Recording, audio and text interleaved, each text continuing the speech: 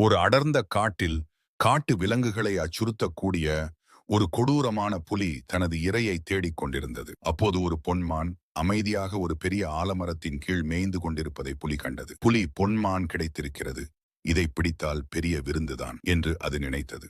புலி தாக்கப் போன போது மான் புலியை கண்டு அமைதியாகச் சொன்னது, புலியே, நீ ஏன் ஒரே ஒரு சிறிய உணவுக்காக உன் சக்தியை வீணடிக்கிறாய்? நான் உன்னை ஒரு மலைக்குகைக்கு கூட்டிச் செல்கிறேன். அங்கே முடிவில்லா உணவு கிடைக்கும். என்னை விட்டுவிட்டால் நான் அந்த இடத்தை உனக்கு காட்டுகிறேன் என்றது. புலிக்கு பேராசை மேலோங்கியது. சரி, என்னை அங்கே அழைத்துச் செல் என்று கட்டளையிட்டது. புலி அந்த குகையை அடைய வேண்டும் என்ற ஆசையில் மானை பின்தொடர்ந்தது. அவர்கள் காட்டையும் ஆறுகளையும் கடந்து ஒரு உயரமான மலையின் உச்சிக்கு வந்தனர். மான் ஒரு பள்ளத்தை பார்த்து, அங்கேதான் அந்த குகை, நீ கீழே குதிச்சா உனக்கு தொடர்ந்து உணவு கிடைக்கும் என்றது. புலி யோசிக்காமல் நேராக குதித்தது. ஆனால் குகை எங்கேயும் இல்லை. அது ஒரு ஆழமான பள்ளம் மட்டுமே. புலி பள்ளத்தில் விழுந்து மாய்ந்து போனது. பொன்மான் சிரித்துக்கொண்டு அமைதியாக அங்கிருந்து சென்றது. அந்த காட்டில் இருந்த மற்ற மிருகங்கள் புலியின் கொடுமையிலிருந்து விடுபட்டன.